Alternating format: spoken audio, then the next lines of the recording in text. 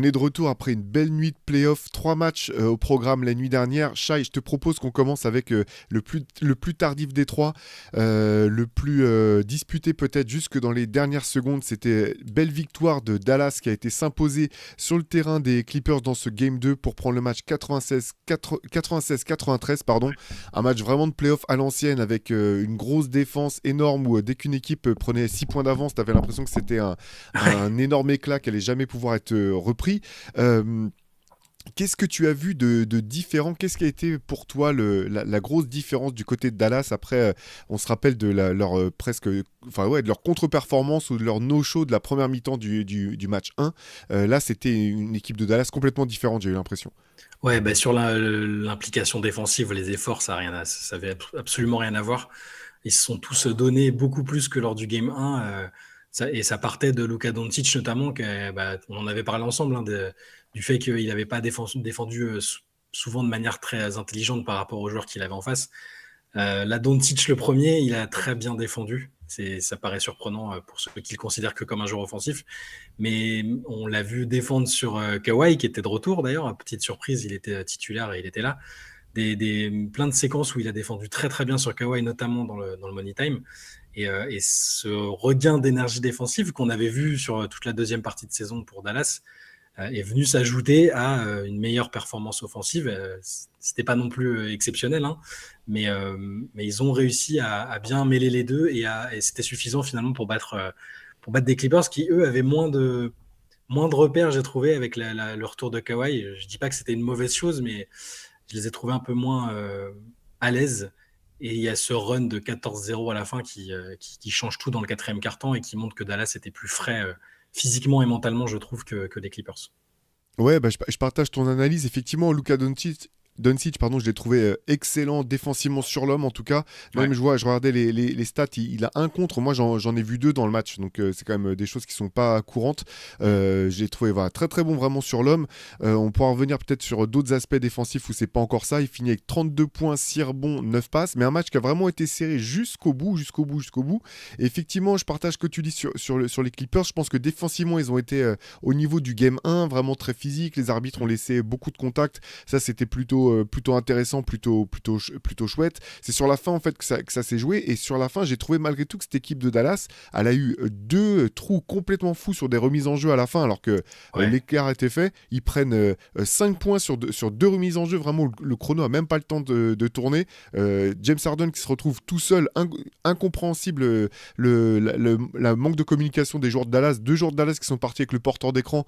James Harden qui se retrouve tout seul et Tout une seul, il marque. dernière Ouais. remise en jeu plus tard où c'est Kawhi qui se retrouve avec un layup ou un dunk, je sais plus, un layup.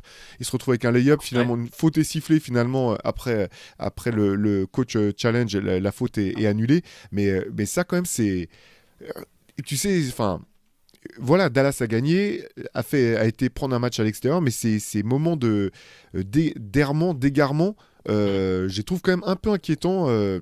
Malgré tout, pour Dallas, c'est juste, alors, pour être un peu critique avant peut-être de repartir sur le positif du côté des Mavericks, euh, Luka Doncic, on l'a dit, il a été très bon en défense sur l'homme. Offensivement, il a été correct, mais je trouve quand même, je le trouve pas serein en fait dans cette série. Je Mm. trouve qu'il y a des moments où il essaie de prendre, tu sais, de placer le dagger, un petit peu le coup de massue, mais de manière répétée à des moments qui sont pas forcément dans les bons timings, avec peu de réussite finalement, même si à la fin il met un 3 points énorme. Bien Ouais. sûr, c'est un très grand joueur, mais sur toute la longueur du match, il y a d'autres moments, je trouve, où il tente ces choses-là.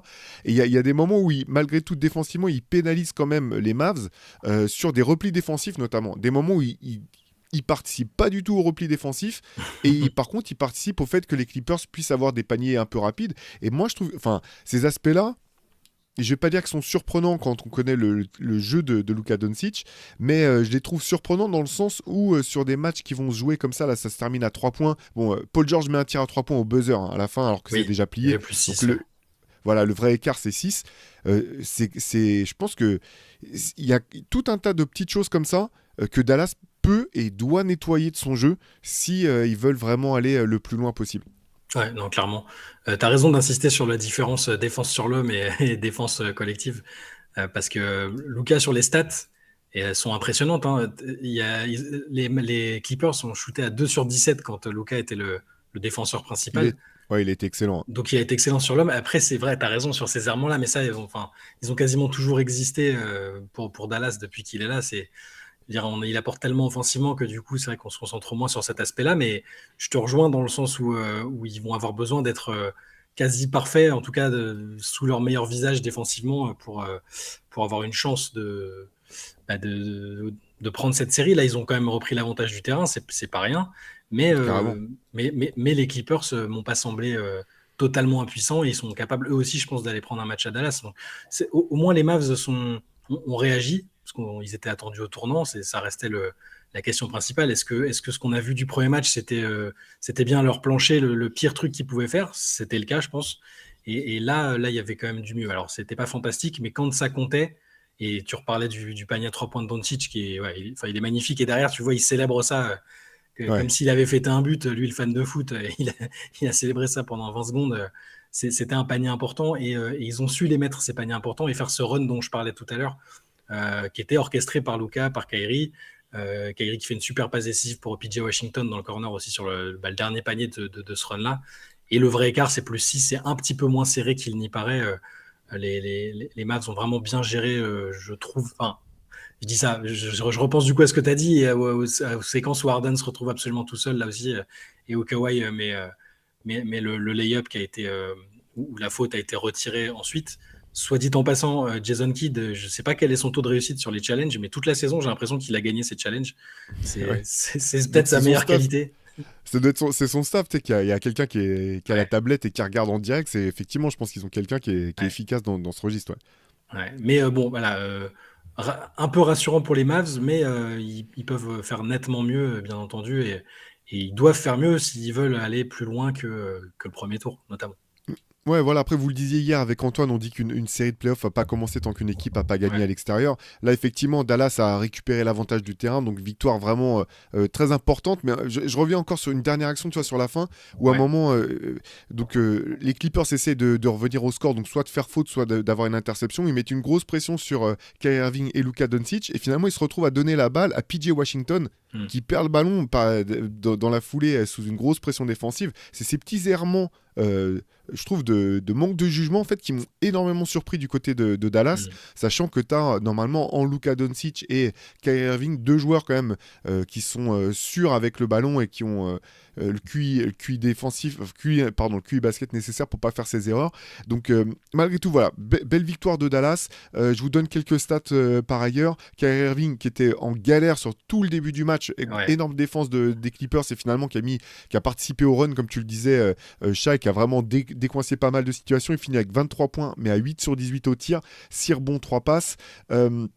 Du côté toujours de Dallas, j'ai l'impression que Jason Kidd est pas sûr de sa rotation. Dans le premier Ouais. match, on en avait parlé, je comprenais pas que Josh Green soit rentré si tardivement dans le match. Là, il est rentré plus tôt.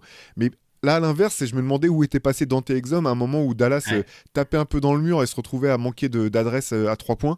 Dante Exum qui a joué que 6 minutes. Du côté des Clippers, 22 points, 2 rebonds, 4 passes pour Paul George à 7 sur 14, qui a été bon, qui a peut-être Oui. même été un petit peu trop effacé, je pense, dans le jeu des Clippers par moment. Là Mhm. encore, je pense que tu as raison quand tu dis que le retour de Kawhi Leonard a peut-être un petit peu modifié la donne. Kawhi qui n'était pas lui-même, hein. Honnêtement, Non. l'impression visuelle, voilà, on sent qu'il est loin d'être à 100%. Il finit à 15,7 rebonds. Et Ibaka Zubac, 13 et 12. Et puis un bon match encore, je pense, de James Harden. 22 points, 6 sur 14 au tir. 6 rebonds, 8 passes. J'ai trouvé plutôt bon à nouveau Harden. Je sais pas ce que Ouais, tu en as voilà. pensé. À part la maladresse extérieure, mais bon, ça, sur le reste, il a quand même, il a fait son job au niveau du playmaking. Je l'ai trouvé plutôt bien. Kawhi, faut se rappeler qu'il a pas joué les 9 derniers matchs et que direct, il rentre dans un match intensité playoff et une série qui est particulièrement intense. Donc je l'ai trouvé pareil un peu en difficulté, euh, presque plus offensivement que défensivement. En attaque, je l'ai pas senti à l'aise, ce qui est pas hyper étonnant non plus. Pas très adroit non plus, 0 sur 5 à 3 points. Bon, il n'y avait pas beaucoup de temps pour se mettre en rythme, hein. Là, j'espère déjà qu'il ne s'est pas refait mal quelque part et que les Clippers pourront compter sur lui sur le match 3. Mais ça va être important qu'il retrouve son niveau, le niveau qu'on lui connaît et qu'on a vu quasiment tout au long de la saison, parce que ça va se jouer sur des petits détails. C'est une série qui est très serrée, de belles équipes. ça va jouer là-dessus. Petit mot juste sur Russell Westbrook. Ok, il met que 7 points, 2 sur 9. Voilà, on peut dire qu'offensivement, ça pèse pas beaucoup, mais c'est à chaque fois qu'il est sorti que les Mavs ont refait le trou. Au niveau Il de était excellent. l'énergie, de tout défensivement, je le trouve admirable en fait. C'est-à-dire que oui, ok, il va pas mettre des cartons au scoring, bien qu'il ait rentré un panier à 3 points assez important, je trouve. Carrément. Après le run là sur le 14-0, il a mis un panier à 3 points ouvert certes, mais important. Je le trouve admirable et il est indispensable. Et à chaque fois qu'il est sorti, les Clippers ont pris des petits éclats. Dès qu'il est rentré, ça a été positif. Il finit à +8 au niveau du plus-minus. C'est pas anodin.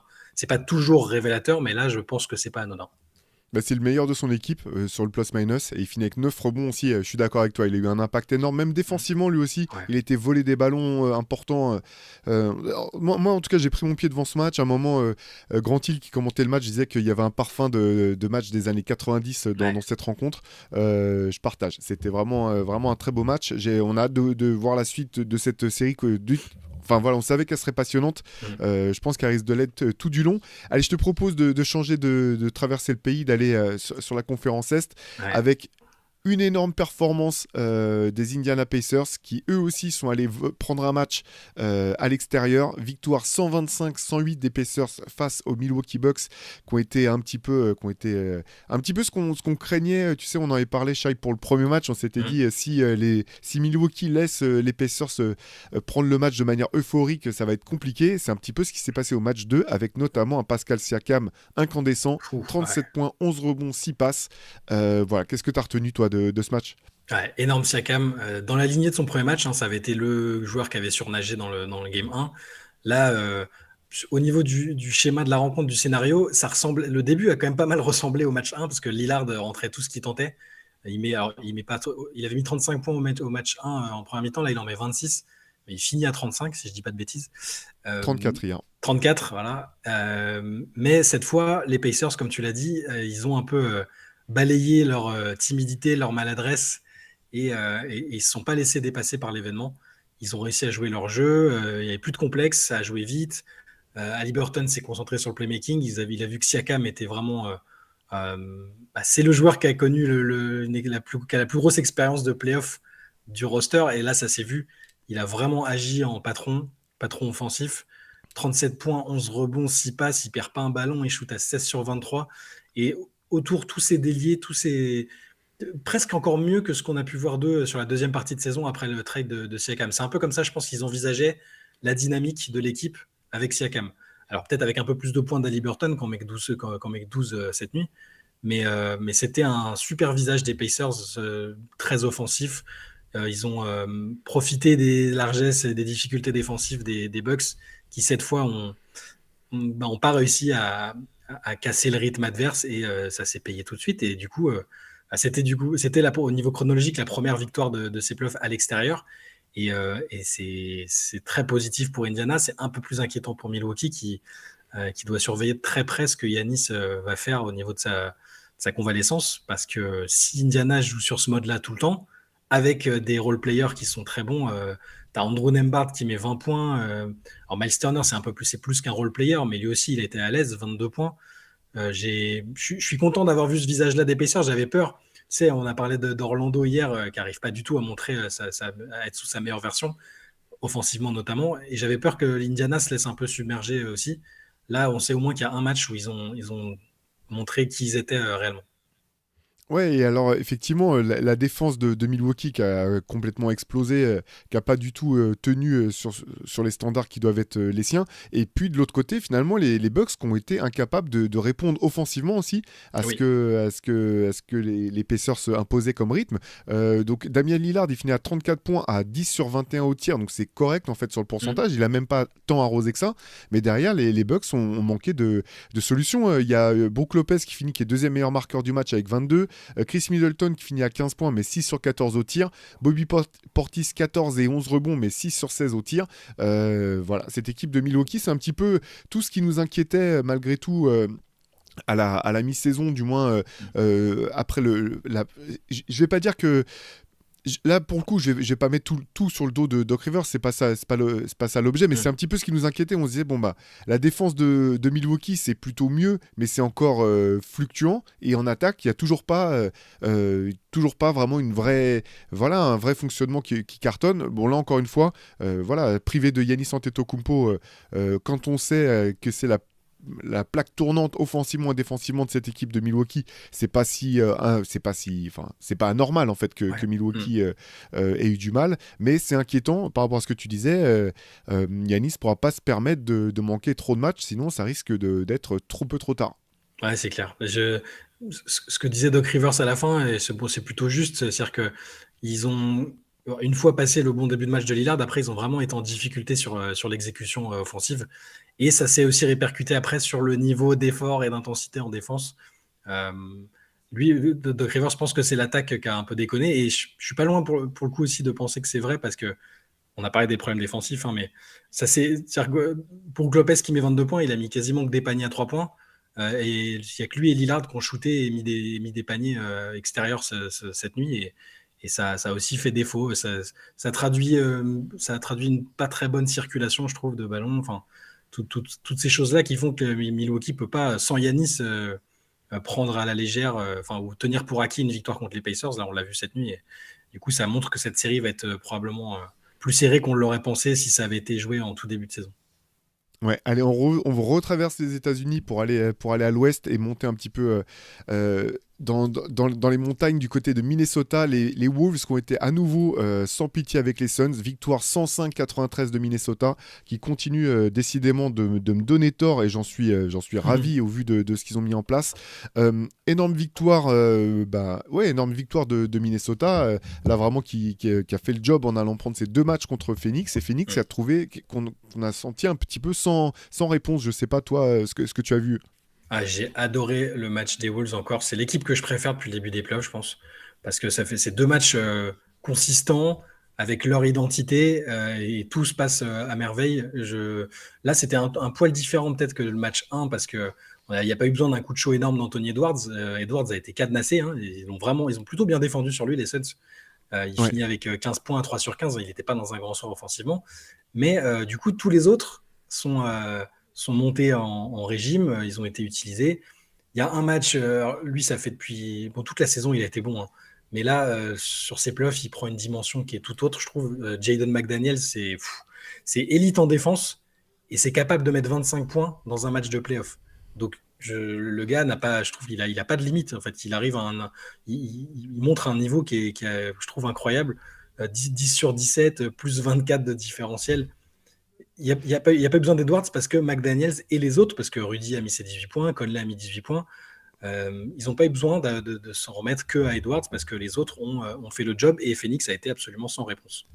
Ouais, tu fais bien de le signaler parce que McDaniels, qui était l'un des grands absents avec Nasrid des playoffs l'an Ouais, dernier, qui s'est bêtement cassé la main ouais, en après un tapant dans geste le mur. Ouais. d'énervement. Ben ouais, exactement. Et effectivement, là, il a changé la donne sur ce match-là. Ce que je note quand même dans Anthony Edwards, moi, une stat que je trouve vraiment hyper enthousiasmante pour la suite, c'est 8 passes décisives. C'est lui le meilleur passeur du match. Ouais. Certes, 3 sur 12 au tir, mais c'est intéressant, je trouve, à ce stade de son développement, de voir que quand il est dans le dur, il peut trouver d'autres manières d'aider son équipe, notamment en attaque.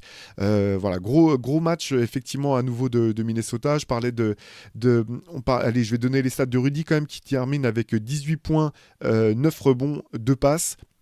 Qu'est-ce qui était intéressant encore sur ce match-là d'un point de vue statistique? Oui, Mike Conley, 18 points, qui était très bon en attaque, lui aussi. On a vraiment pas senti du tout les Wolves en danger, en fait, tout du long de ce match. Voilà, le trio de Phoenix qui, en fait... C'est là en fait, vraiment plus ça va, plus on se demande si c'est un vrai Big Three parce qu'en fait, on en avait parlé un petit peu. Je dis pas que Kevin Durant peut pas prendre feu dans un match et faire un match à 40 points. Ça reste un joueur bien sûr de très très haut niveau, mais plus ça va, plus les matchs passent, plus j'ai vraiment le sentiment qu'il est sorti de son prime et je sais pas s'il a la capacité à porter cette équipe sur ses épaules comme il a pu le faire par ailleurs. Devin Booker qui finit à 20 points à 6 sur 13, Bradley Beal qui termine à 14 points à 6 sur 17, KD 18 points à 6 sur 15.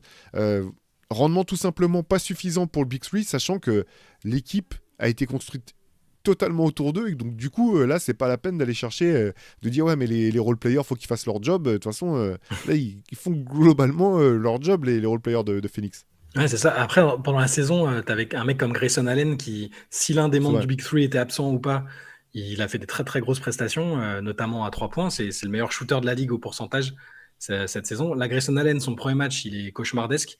Et le match 2, il vient de se blesser à la cheville. On ne sait pas du tout s'il va pouvoir être présent au prochain match. Il a joué 17 minutes là, cette nuit.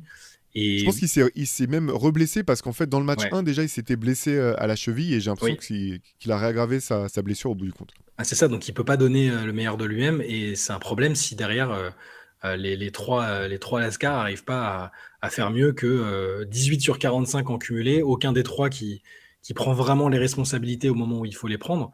Et derrière, une équipe comme Minnesota qui est sûre d'elle défensivement et qui a aussi des armes en attaque, on les voit là en ce moment, c'est pas suffisant pour embêter une équipe comme ça. Et bon, maintenant la série va partir à Phoenix, il y a rien de joué. Euh, Ils sont tout à fait capables de gagner des matchs à domicile, mais Minnesota là, ressort vraiment des 2 premiers matchs, je trouve, avec un ascendant qui me paraît assez fort. J'ai bien aimé la déclaration d'Anthony Edwards après le match. Il a dit ils ont Kevin Durant, mais nous on a Jaden McDaniels. Et je trouve que ça résume bien le truc parce que sur le papier on pourrait rigoler, on dirait Jaden McDaniels, c'est personne dans l'histoire de la ligue. Et Kevin Durant, c'est Kevin Durant, mais c'est-à-dire qu'ils ont lui, ils ont Anthony Edwards, dont on a vu ce dont il était capable dans le premier match, mais ils ont aussi des mecs comme ça, Jaden McDaniels qui est pas une star, mais qui est en train de montrer une palette assez incroyable. Et à souligner aussi, parce que je traîne un peu sur les réseaux autour du match et après, j'ai l'impression que les Américains commencent à se rendre compte que tu sais, le narratif Rudy Gobert, on peut pas le mettre en playoff parce que défensivement, enfin, que ce soit en attaque ou en défense, il est exploitable. Il y en a plein qui commencent à retourner leur veste en disant bah, c'est peut-être qu'à Utah, en fait, ils jouaient avec Donovan Mitchell, Bogdanovic et que ça rendait la défense compliquée. Et C'est ça. c'est ce qu'on se tue à dire là-dessus, sans vouloir forcément le porter au nu constamment, mais de dire que Rudy était injouable en playoff ou dans les matchs chauds, c'est totalement débile. Et là, on le voit qu'avec des joueurs compétents, voire très compétents en défense à côté de lui, dont McDaniels, dont Conley pour l'expérience, dont Edwards qui a l'énergie et le gabarit pour être très bon en défense aussi, bah, ça change complètement la donne. Et Rudy, il a un rôle de dissuasion qui est. Enfin, il faut regarder les matchs. Hein. Il pilote la défense, il dissuade. Alors oui, de temps en temps, il va se prendre un panier par un mec qui est super fort, forcément, mais je le trouve impressionnant aussi, voilà. Ouais, c'est clair.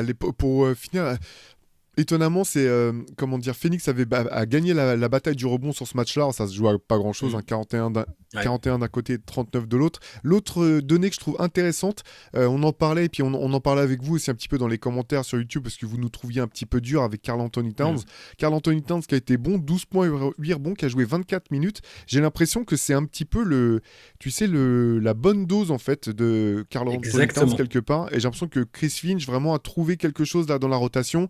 Alors je sais pas s'il lui dit que c'est parce qu'il est encore en train de revenir de blessure ou quoi que ce soit, mais en tout cas, je trouve que c'est voilà, l'utilisation des joueurs dans la rotation des Wolves est vraiment très juste. C'est parfait. C'est exactement, tu as raison. Chris Finch fait un excellent travail avec Kat.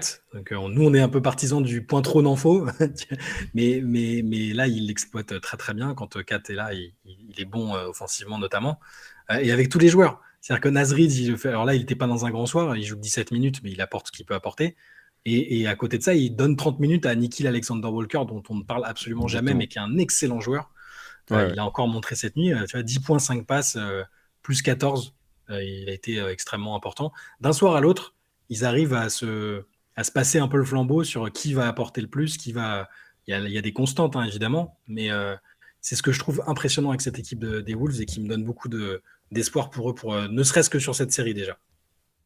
Ouais, en tout cas, nous, on s'est régalé à nouveau. Ce soir, il y aura deux matchs. Donc, il y aura le match 2 du Heat face aux Celtics. Et il y aura le match 2 de la série Pelicans-Thunder. On débriefera tout ça, bien sûr, demain dans le CQFR. Il y avait une autre information Ouais. importante, quand même, Shai. Pour les trophées de fin de saison, la NBA a décerné donc, le trophée de Most Improved Player. Est-ce que tu peux nous donner donc, le vainqueur de cet award? Ouais, il s'agit de Tyrese Maxey. Il faudrait qu'on regarde nos pronos de début de saison, mais je crois qu'on avait été pas mal à le citer comme au moins parmi les favoris et peut-être même comme favori. Quasiment du début à la fin, il est resté en tête, je pense, des estimations, des pronostics, parce que il a il est passé du statut de joueur très prometteur, qui avait déjà commencé son éclosion, à un All-Star, tout simplement, dans une équipe qui a perdu le MVP de la Ligue en cours de route. Quand il était là avec Maxi, le tandem, c'était peut-être le meilleur de la Ligue à cet instant de la saison. Et il a réussi quand même à maintenir un niveau, je trouve, plus qu'honorable et digne du statut de All-Star. Donc ça, je trouve que c'est une belle récompense qui est plutôt méritée. Après, je sais que Kobe White, qui a fini deuxième avec ses partisans, lui aussi a fait une très belle progression. Et Alperen Şengün, qui finit troisième, forcément, lui aussi, il y a une forme d'éclosion. Mais sur le bilan collectif, peut-être que du coup, Maxi a réussi à faire la différence. J'aurais bien aimé voir Jalen Johnson un peu plus haut, mais peut-être que ce sera pour l'année prochaine. Et voilà, le titre de MIP me semble assez mérité finalement pour Maxi, il n'y a pas de scandale.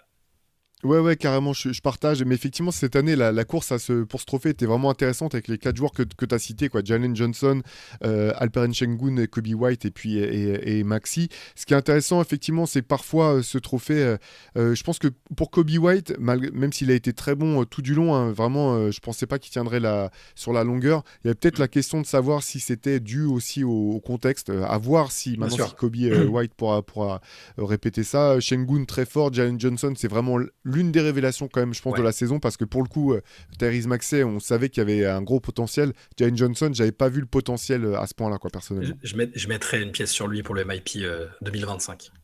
Ok. Eh ben, très bien. Allez, on va refermer là. Juste un petit mot, j'y pense parce que après je vais oublier. Pendant que j'attendais une livraison ce matin, j'ai regardé le Hoop Culture que vous avez fait avec Pierre Armand dimanche, un peu en retard, sur les sneakers, et je le recommande parce que c'est top. Que Pierre Armand est extrêmement animé et impliqué sur cette thématique, comme vous pouvez le savoir. Donc je vous conseille de regarder ça, je vous conseille vivement de regarder ça. Et puis tous les autres programmes de la chaîne qui sont encore en ligne, hein, parce que il y a le podcast Théo qu'on a enregistré lundi sur la thématique Kyrie, James Harden, le duel des mal-aimés. Donc le Hoop Culture dont je parlais. Il y a l'entretien qu'on a posté hier aussi avec Judaichi sur les animés, Kuroko, tout ce qui est lié au Japon, au sport. Voilà, c'était juste pour faire un petit coup de promo sur la chaîne. Si vous n'avez pas pris le temps encore d'aller regarder tout ça, tout est encore disponible. Voilà. Ouais, absolument. Effectivement, le Hoop Culture spécial sneakers, là, Pierre Armand, il a sorti chaud, hein. que du lourd. Donc voilà, si vous aimez bien les baskets, je pense que vous n'allez pas vous embêter en regardant cet épisode. Nous, on se donne rendez-vous dès demain. D'ici là, allez jeter un coup d'œil sur Basket Session. Il y a toutes les autres infos, importantes, moins importantes, les sessions. Maintenant que vous avez bien pris le pli et le coup, allez regarder. Il y a plein de trucs à décortiquer. Puis nous, on se retrouve demain pour analyser les 2 prochains matchs de la nuit prochaine. Ciao. À demain.